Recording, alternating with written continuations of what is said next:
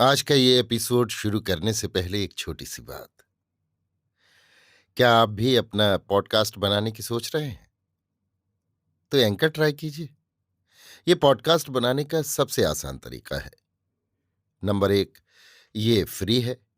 Number 2, इसमें कई सारे ऐसे टूल्स हैं जो आपको अपने फ़ोन और कंप्यूटर पर रिकॉर्ड और एडिट करने की फैसिलिटी देते हैं। नंबर 3, आप अपने पॉडकास्ट को डिस्ट्रीब्यूट भी कर सकते हैं, जिससे इसे स्पॉटिफाई और दूसरे प्लेटफॉर्म पर सुना जा सके। तो डाउनलोड कीजिए फ्री एंकर ऐप या विजिट कीजिए anchor.fm पर अपना पॉडकास्ट स्टार्ट करने के लिए। ये तो थी एक छोटी सी जानकारी, और अब शुरू करते हैं एपिसोड का सिलसिला। तो आज के एपिसोड में लीजिए सुनिए आचार्य चतुर्सेन शास्त्री के लिखे उपन्यास सोमनाथ के 29वें भाग अनहिल पट्टन को मेरी यानी समीर गोस्वामी की आवाज में। ईस्वी सन 720 में उत्तर गुजरात में चावड़ा वंश की स्थापना हुई।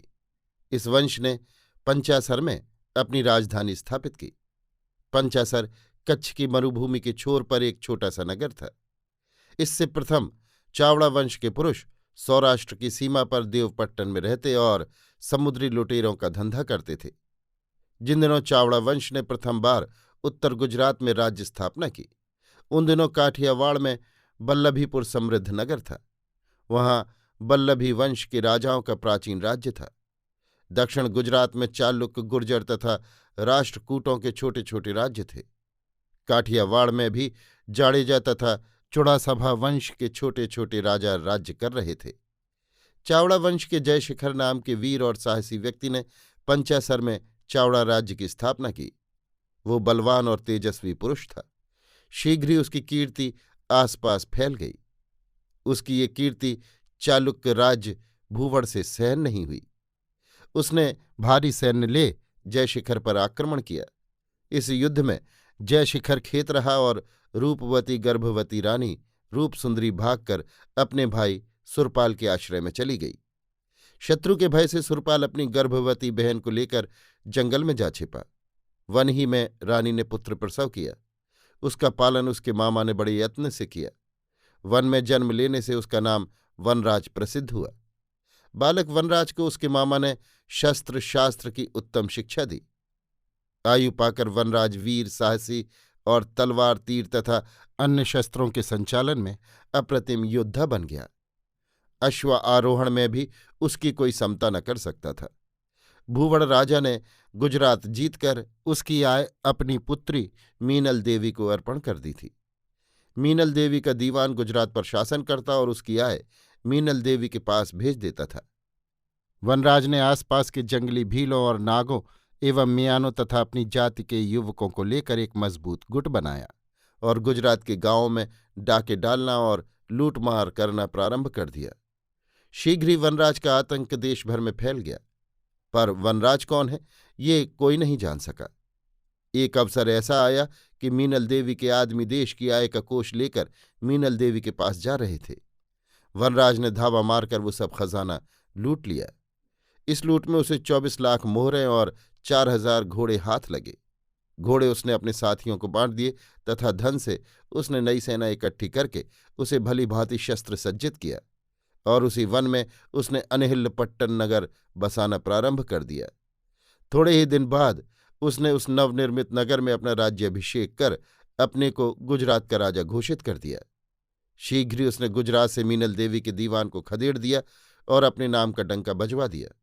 49 वर्ष की आयु में उसने अपना अभिषेक किया और 60 वर्ष राज्य करके 109 वर्ष की आयु में उसने मृत्यु पाई। मृत्यु के समय वनराज गुजरात का सबसे प्रमुख राजा था। वनराज के बाद उसका पुत्र योगराज गुजरात की गद्दी पर बैठा। ये राजा भी वीर योद्धा और प्रसिद्ध धनुर्धर हुआ।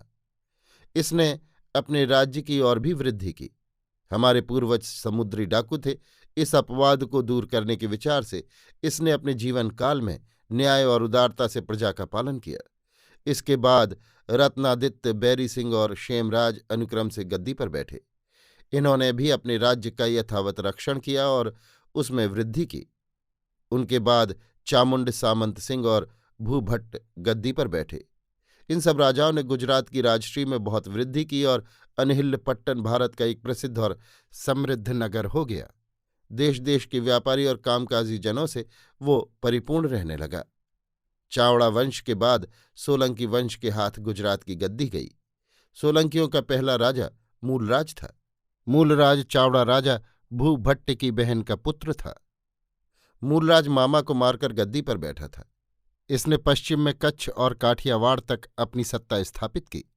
दक्षिण गुजरात के राजा वारप का उसने हनन किया तथा अजमेर के चौहानों से संधि की।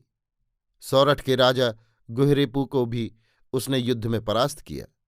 इस राजा ने अनहिल्लपट्टन में त्रिपुर प्रासाद नामक प्रसिद्ध देवालय बनवाया। वृद्धावस्था में मूलराज वानप्रस्थी हो सरस्वती तीर पर श्रीस्थल में रहने लगा।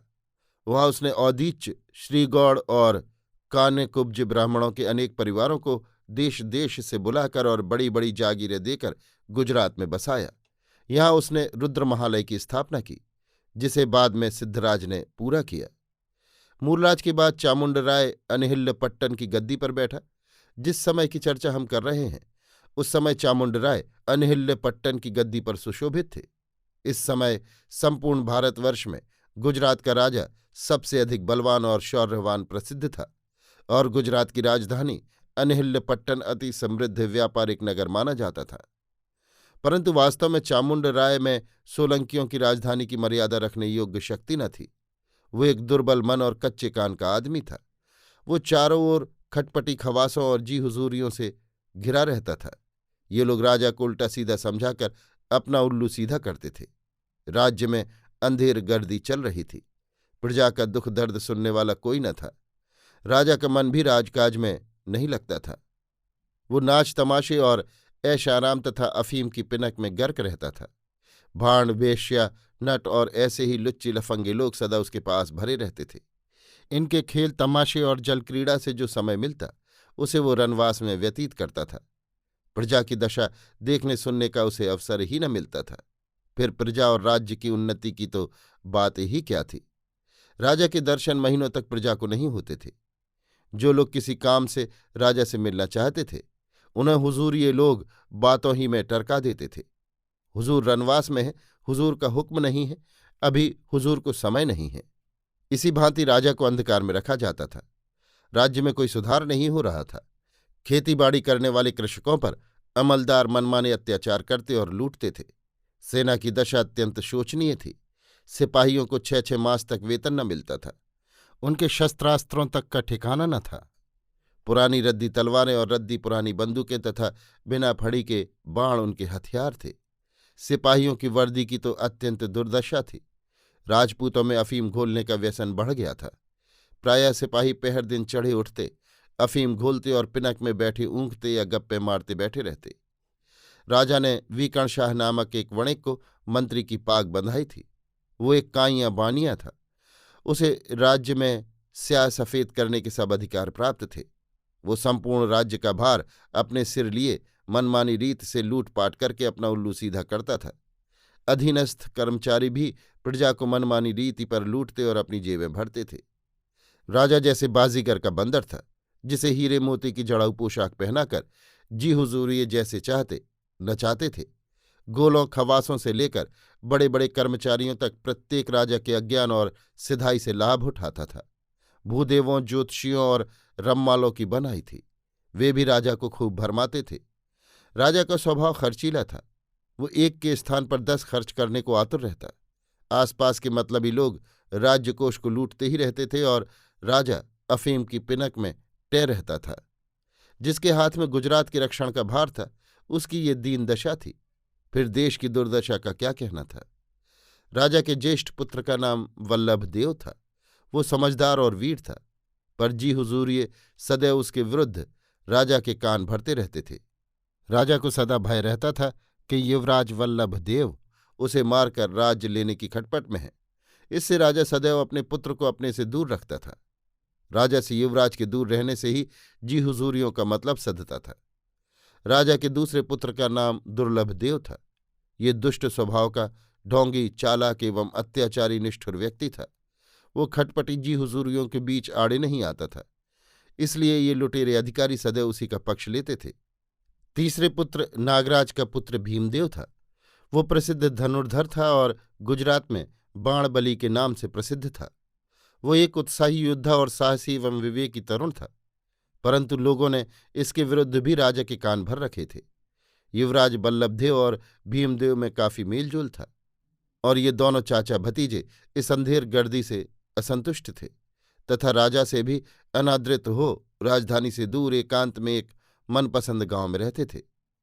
गुजरात की वास्तविक दशा ऐसी ही थी जब गजनी का अमीर बर्बर दुर्जय पठानों के दल बादल ले गुजरात को दलित करने हेतु दबादब बढ़ा चला आ रहा था। अभी आप सुन रहे थे आचार्य चतुर्सेन शास्त्री के लिखे उपन्यास सोमनाथ के 29वें भाग अनहिल पट्टन को मेरी यानी समीर गोस्वामी की आवाज में।